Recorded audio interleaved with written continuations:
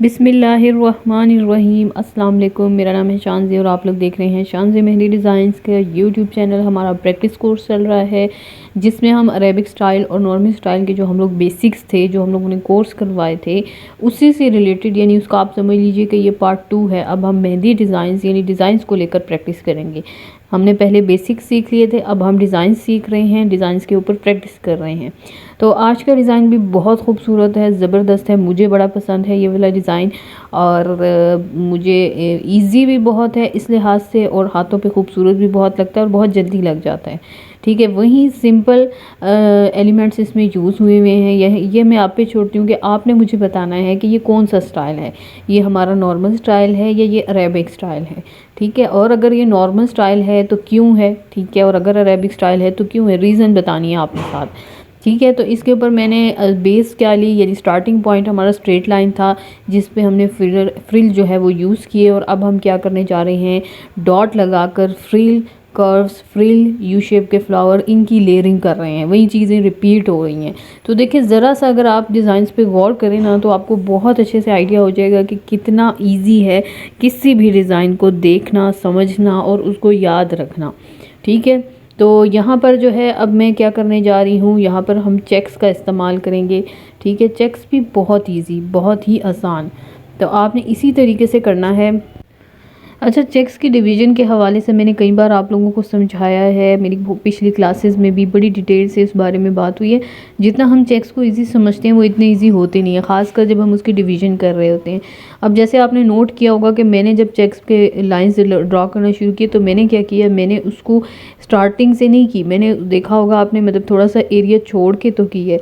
अगर आप इस तरह से चेक्स बनाते हो तो उसका ये जो है ना, उसमें ये अच्छी बात होती है कि आपका जो चेक्स है ना वो बड़े, मतलब उस एरिया में बड़े अच्छे से कम्प्लीटली जो है ना फिल हो जाते हैं, पूरे आ जाते हैं। कोई स्पेस या वो जो होता है ना, कभी कभार इस तरह के तिरछे चेक्स जब आप लोग बना रहे होते हो तो आप देखते हो कि वो तिरछे से किसी और ही सिमत जा रहा होता है, उसकी डायरेक्शन जो है ना वो कहीं गलत तरफ चली जाती है।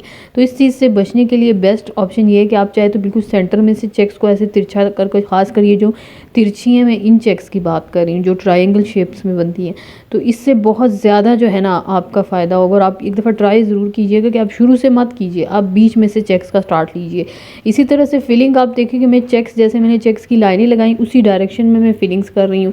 ठीक है, इसका सबसे बड़ा फ़ायदा ये होता है कि अगर आप इस डायरेक्शन में चेक्स को फिल करोगे तो कभी भी आपसे गलती नहीं होगी। जो हमसे क्या होता है, हमसे ये मिस्टेक्स होती हैं कि हम एक चेक को आपको क्या करना होता है, एक बॉक्स को फिल करना होता है, एक को खाली छोड़ना होता है, एक को फिल करना होता है, एक को खाली छोड़ना होता है। उसमें हमसे मिस्टेक हो जाती है, कहीं पे 2 हो जाती है, सीक्वेंस ख़राब हो जाता है। उसकी मेन वजह ये होती है कि अगर आपके चेक्स तिरछे बने हुए यानी क्रॉस कर रहे हैं मल्टीप्लाई की शक्ल में, तो आपने उसकी फिलिंग भी उसी डायरेक्शन में करती है, तिरछे से स्टार्ट देना है।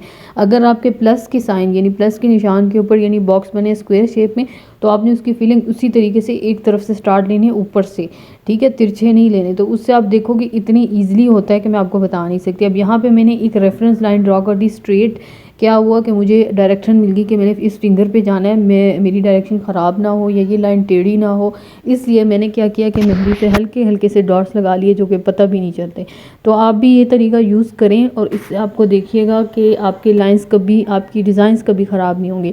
ये जो कभी कभार टेढ़ा हो जाता है ना, आपने क्या करना होता है, दरमियान वाली उंगली की तरफ अपना डिज़ाइन लेके जाना होता है, तो इससे जो है ना आपके डिज़ाइन कभी भी ख़राब नहीं होंगे, कभी भी दूसरे डायरेक्शन में नहीं जाएंगे। अगेन यहाँ पे मैं क्या यूज़ कर रही हूँ, आप ज़रा गौर करेंगे, जो ऊपर मैंने एक पैच बनाया था, एक डिज़ाइन बनाया था, सर्कल बनाकर डॉट लगाकर उसके गिर्द सर्कल करके फिर फ्रिल की एक लेयरिंग की, फिर यू शेप की लेयरिंग की, वही काम मैं यहाँ पे कर रही हूँ।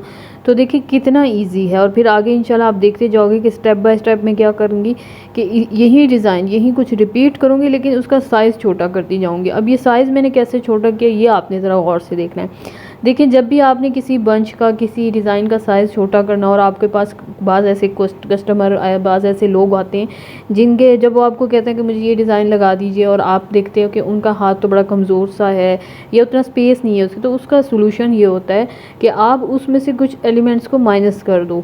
ठीक है, जो बार बार रिपीट हो रहे हैं उसमें से कुछ माइनस कर दो। इससे ये होता है कि डिज़ाइन पे बहुत ज़्यादा इफेक्ट भी नहीं पड़ता और वो खूबसूरत भी लगता है। यहाँ अगर आप देख रहे हो तो यहाँ पे मैंने छोटे बंच बनाने थे, लेकिन मैंने बनाना भी ऐसे था कि मुझे जो है ना इसकी शक्ल ऐसी चाहिए थी कि इसमें फ़ील हो कि ये वही बंच रिपीट हो रहा है। अब मैंने इसमें क्या किया, मैं आहिस्ता आहिस्ता से फ्रिल की जो लेयरिंग है उसमें कमी ला रही हूँ, ठीक है, यू शेप की कली ला रही हूँ, डॉट छोटा कर रही हूँ। तो उससे आपको आइडिया हो जाता है कि क्या हो गया कि हमारे डिज़ाइन छोटे हो रहे हैं, श्रिंक हो रहे हैं। तो इसको आप किसी भी हाथ पे यूज़ कर सकते हो। अगर आपके पास कोई बच्ची आ जाती है छोटी सी, उसके हाथ पे अगर आप लगाते हो, तो आपने देखा होगा छोटे बच्चों के बहुत कम डिज़ाइन है।